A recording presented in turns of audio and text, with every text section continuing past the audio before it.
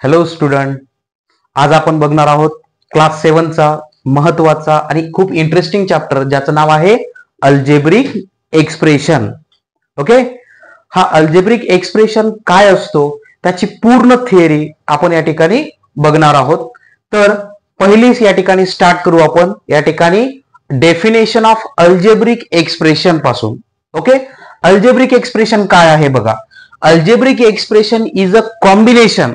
कोणाचं कॉम्बिनेशन? तर बघा, algebraic expression is a combination of number, variable and mathematical operation. Number, variable and mathematical operation. Mathematical operation मध्ये कोण कोण आहे? ऍडिशन, सबस्ट्रॅक्शन, मल्टिप्लिकेशन आणि डिव्हिजन. मग एक्झाम्पल थ्रू आपण बघू. बघा, या पहिल्या एक्झाम्पल मध्ये 5x + 3, 5x + 3. तर इथे बघा 5 आणि 3 हा नंबर आहे, x हा व्हेरिएबल आहे आणि इथे मॅथमॅटिकल ऑपरेशन कोण आहे? ऍडिशन. म्हणजे या सर्वांना कंबाईन करून आपण काय म्हणू शकतो? Algebraic expression. ओके, नंतर तसंच दुसऱ्या एक्झाम्पल मध्ये बघा, आपण या ठिकाणी व्हेरिएबल मध्ये कोणतेही अल्फाबेट या ठिकाणी लेटर यूज करू शकतो. जसं की इथे x यूज केला होता तसंच या ठिकाणी आपण ए आणि बी हा व्हेरिएबल यूज केलेला आहे. तर बघा या ठिकाणी 7a + 2b - 4 म्हणजे या ठिकाणी तर बघा नंबर कोण आहेत? 7, 2, -4 हे झाले नंबर. नंतर व्हेरिएबल ए आणि बी व्हेरिएबल. मॅथमॅटिकल ऑपरेशन कोणते आहेत? तर ऍडिशन आणि सबस्ट्रॅक्शन. ओके, आणि या सर्व कंबाईन करून आपण त्याला काय म्हणू शकतो? Algebraic expression. Clear that? Then next part येतो बघा अल्जेब्रिक एक्सप्रेशन मध्ये terms. Okay, what is the terms? Terms म्हणजे काय? टर्म एक पार्ट आहे कोणाचा? अल्जेब्रिक एक्सप्रेशनचा. तो कसा ओळखायचा अल्जेब्रिक एक्सप्रेशन मध्ये टर्म? तर तो या ठिकाणी by using the sign addition and subtraction. तर बघा, term is the part of algebraic expression separated by addition and subtraction sign called as term. Example through बघा इथे या ठिकाणी 7x + 5y - 9. तर या ठिकाणी इथे प्लस आणि मायनस इथे साइन दिसत आहेत. तर या प्लसने या ठिकाणी दोन टर्मला डिवाइड केलं म्हणजे या ठिकाणी या आपण डाव्या बाजूला 7x दिसतंय, उजव्या बाजूला 5y म्हणजे पहिली टर्म कोण आहे? 7x. दुसरी टर्म कोणती आहे? 5y. आणि तिसरी टर्म कोणती आहे? तर आपण या ठिकाणी म्हणू -9.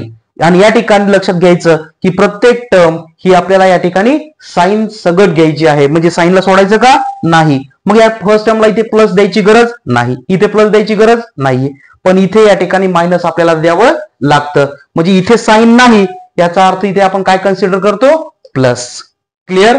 टर्म सेपरेट आपल्याला लिहिता वेळेस काय करायचं आहे? विथ साइन लिहायचं आहे. समजलं? नंतर पुढचा पॉइंट आहे बघा आपला टाइप्स ऑफ टर्म. आता हे टाइप्स ऑफ टर्म आपल्याला या ठिकाणी हा कशाच्या बेसिसवर आहेत? तर आपण म्हणू त्या ठिकाणी व्हेरिएबलच्या बेसिसवर टाइप आहेत.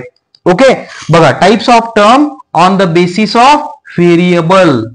ओके, तर हा व्हेरिएबल वर प्रेझेंट बघा. तर व्हेरिएबल जर प्रेझेंट असेल टर्म मध्ये तर त्याला म्हणायचं व्हेरिएबल टर्म. ज्यामध्ये व्हेरिएबल अब्सेंट आहे त्याला म्हणायचं कॉन्स्टंट टर्म. लक्षात घ्या, ज्या व्हेरिएबल सोबत या ठिकाणी टर्म सोबत व्हेरिएबल आहे त्याला म्हणायचं व्हेरिएबल टर्म आणि ज्या टर्म मध्ये व्हेरिएबल नाहीये त्याला म्हणायचं कॉन्स्टंट टर्म. क्लिअर? हे झाले दोन टाइप्स कोणाचे?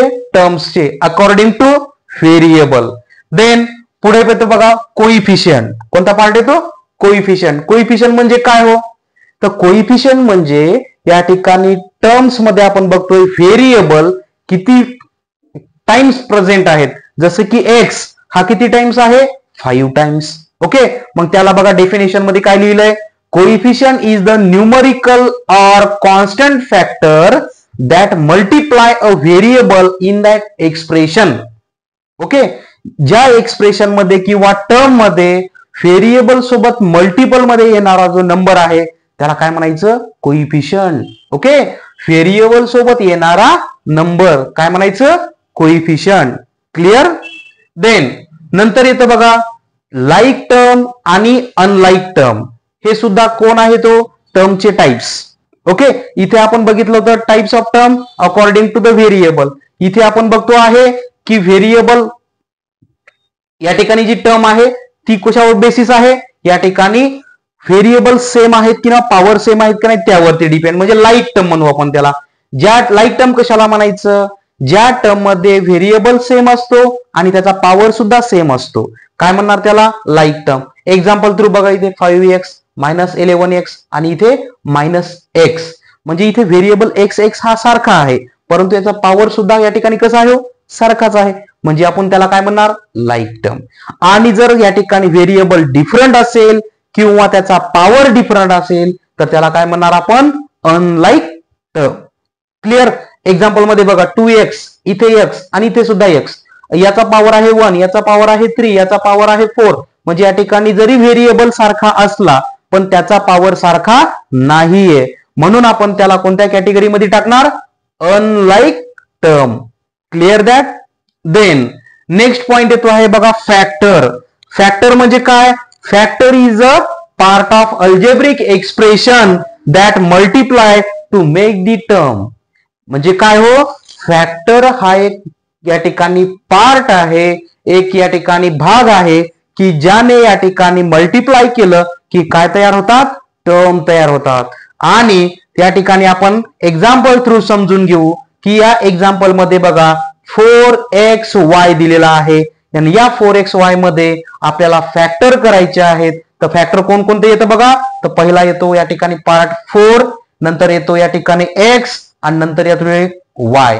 आणि या 4x आणि y हे या ठिकाणी कंबाईन मल्टिप्लाय झाले तेव्हा या ठिकाणी नवीन टर्म क्रिएट केली, त्याला आपण काय म्हणणार, 4xy. Clear that. फॅक्टर काय असतो, factor is a part, multiply itself or other factor and to form the new terms called as factor. आणि नंतरचा पॉइंट येतो बघा, टाइप्स ऑफ अल्जेब्रिक एक्सप्रेशन. परंतु ते कशावर डिपेंड आहेत, तर ते डिपेंड आहेत नंबर ऑफ टर्म वरती. जर ज्या अल्जेब्रिक एक्सप्रेशन मध्ये फक्त एकच टर्म येईल त्याला म्हणायचं मोनोमियल, आणि ज्या टर्म मध्ये समजा 2 टर्म येतील अल्जेब्रिक एक्सप्रेशन मध्ये त्याला म्हणायचं बायनॉमियल, आणि नंतर 3 टर्म आल्या की त्याला म्हणायचं ट्रायनॉमियल, आणि 3 पेक्षा जास्त आल्या की त्याला काय म्हणायचं, पॉलिनॉमियल. आता एक्झाम्पल थ्रू बघा, मोनोमियल त्या ठिकाणी एक्झाम्पल मध्ये एकच टर्म आहे, याला काय म्हणणार, mono means 1 single. Binomial, bye means 2, म्हणजे या ठिकाणी किती टर्म आहेत, 2. ट्रायनॉमियल, ट्राय मीन्स 3, त्या ठिकाणी किती टर्म आहेत, 3 टर्म आहेत. क्लिअर. आणि नंतर आहे पॉलिनॉमियल. पॉलिनॉमियल म्हणजे काय की 3 पेक्षा जास्त, 3 पेक्षा जास्त टर्म असेल की आपण त्याला काय म्हणणार, पॉलिनॉमियल. Clear that. आणि नंतरचा शेवटचा पार्ट येतोय त्याला आपण या ठिकाणी म्हणू standard form. Okay, algebraic expression आपण पूर्णपणे या ठिकाणी बघितला.